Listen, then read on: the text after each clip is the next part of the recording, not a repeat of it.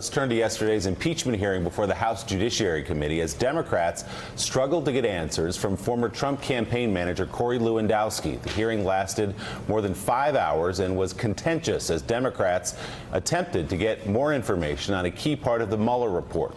The claims in a June 2017 meeting in the Oval Office, the president told Lewandowski to instruct then Attorney General Jeff Sessions to announce publicly the president had done nothing wrong and that the special counsel investigation was unfair. Here's how that played out yesterday. How many times has the president asked you to meet him in the White House? The White House is directed to not disclose the substance of any discussions. How many times did you meet with the president alone in the White House in 2017? I don't know the answer to that. How many times did he direct you to deliver a message to a member of his cabinet? The White House is directed to not disclose the substance of any discussions with the president. Did he ever discuss with you any concerns that he may have committed a criminal offense? The White House is directed to not disclose the substance of any discussions with the president or his advisors. Did you tell the president you were going to deliver the message? I can't comment on private conversations with the president to preserve executive privilege. I'm sorry? I can read you the exact statement again if you'd like me to. I said the White House is directed that I not disclose the substance of any discussions with the president or his advisors to protect executive branch confidentiality. You're not going to stonewall me in my questioning. You felt a little squeamish about delivering that message, correct? No, sir. Well, why did it take you so long and you never even delivered it? Correct. I never delivered the message. Yeah, you chickened out. I went on vacation. You went on vacation.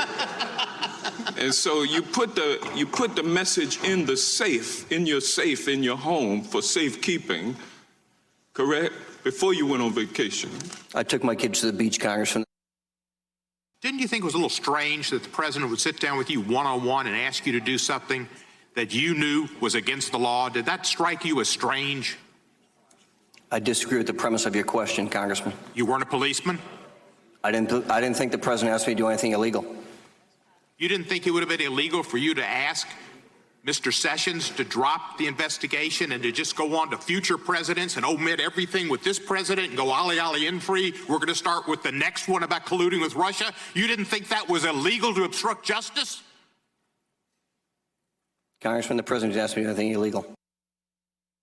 You didn't want to tell the president that you were passing off his message to someone else, did you? You knew he wanted you, someone he had described as his enforcer, a loyal soldier, to do it because the president trusted you. Isn't that right? That's a question for the president, sir. Okay. It's in the public record. Your job is to be Donald Trump's political enforcer, correct?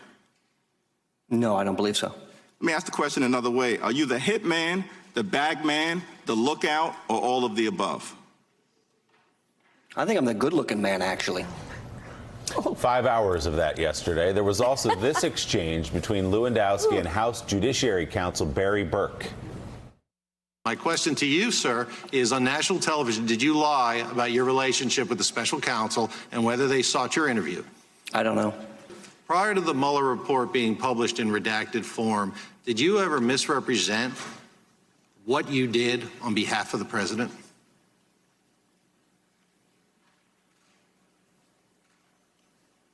I can't think of an instance where that would have occurred. Let me show you an interview that you did on May 14th, 2019.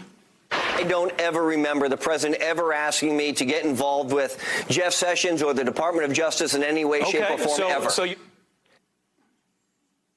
Did you hear that, sir? That was you saying on MSNBC, you don't ever remember the president ever asking you to get involved with Jeff Sessions or the Department of Justice in any way, shape, or form.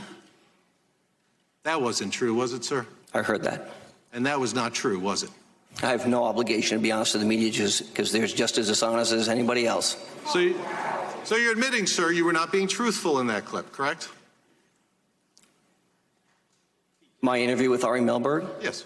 Can be interpreted any way you'd like. Why did you lie on national television, sir, about the president giving you a message to the Attorney General about the special counsel's investigation?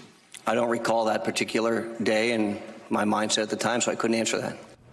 The beat with Ari Melberg getting some airplay inside Congress yesterday. He'll be with us, by the way, coming up at the top of the hour. Shannon, there's a ton to get through there, but the nut of what we saw yesterday was Corey Lewandowski saying effectively, yes, the President of the United States did ask me to go to the Attorney General, Jeff Sessions at the time, and influence in some way the Mueller report, the Mueller investigation, and to change the trajectory and have it focus on things that came after the 2016 election. Yeah, which at the time the Mueller report came out, that piece didn't really get as much attention.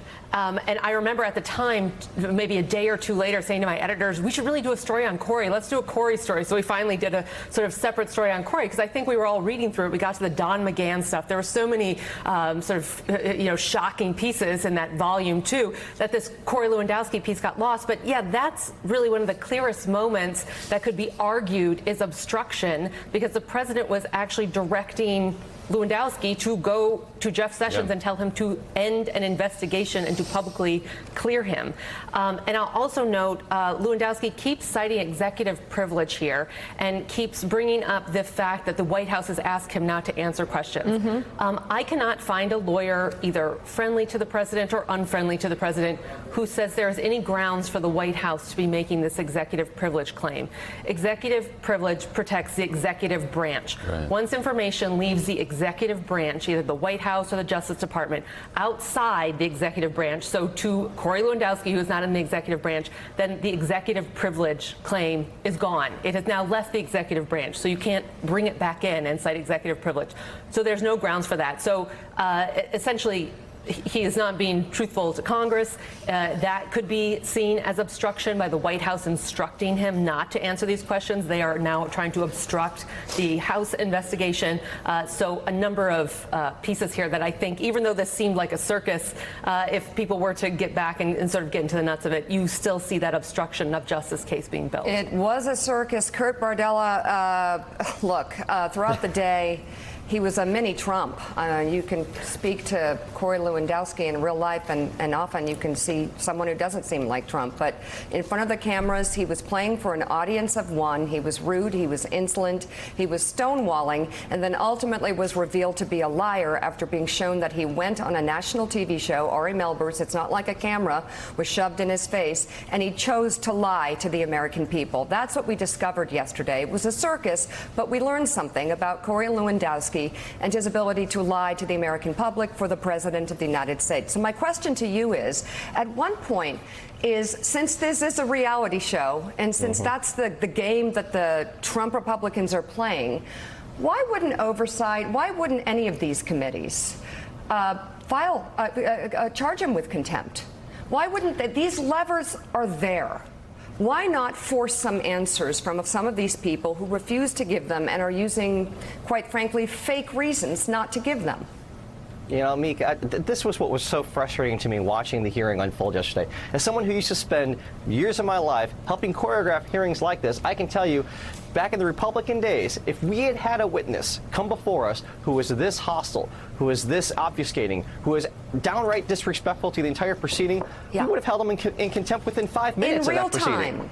I mean, I really don't understand, Mika, what House Democrats are doing at this point. We're 9 months into this new majority, and it seems to me like they are caught off guard when they have a hostile witness from the Trump administration, if you will, who's unwilling to be cooperative to their investigation. They're sitting up there perplexed that the guy's not answering their questions straightforwardly. Right. Now, we know about the Trump people. They lie. Whether you're the White House press secretary, whether you're the President of the United States, whether you're Kellyanne Conway, they lie. So the idea that somehow the biggest revelation coming out of this hearing is that Corey Lewandowski went on MSNBC and lied. If that's the biggest revelation, this hearing was a complete failure, because their job was to try to get new information to bring to life the Mueller report, and they weren't able to do that because they were unprepared for the level of hostility that they were getting from Corey, and I don't know why they were unprepared for that. David Drucker, final word. What are we missing here? I don't really think we're missing anything, and I think this is a problem, Mika, with members of the House of Representatives conducting these sorts of hearings. They are never as prepared as U.S. senators, and I'm not sure why that is. There's a lot of grandstanding. We heard a lot of one-liners, and I think that there is always a lack, and we've seen this with Republicans under the Obama administration and now Democrats under Trump, a lack of strategic focus in going into these hearings, knowing what it is you want to find, knowing what it is there is to find. So when the subject of the hearing naturally rejects a lot of the lines of inquiry, you already know where you're going, and you can at least present the picture of competence and success. So it's possible that Democrats are laying the foundation for future hearings in a way that will help better to make their case. But all it was yesterday was really performance art by Corey Lewandowski, and it made Democrats look like they didn't really come up with that much. That impacts public opinion, and the problem they're having with impeachment is not necessarily that it's not justified, is that you do not have enough political support in the country to go forward with this and come out successfully on the other side, especially with an election that is just barely a little more than a year away. To your point about an audience of one, Corey got the only thing he wanted yesterday, an approving tweet from the President of the United States telling him great job. Tweeted out something about his upcoming Senate campaign. What a joke. David Drucker, thank you very much. Steve Kornacki, thank you as well. Thanks for checking out MSNBC on YouTube, and make sure you subscribe to stay up to date on the day's biggest stories. And you can click on any of the videos around us to watch more from Morning Joe and MSNBC. Thanks so much for watching.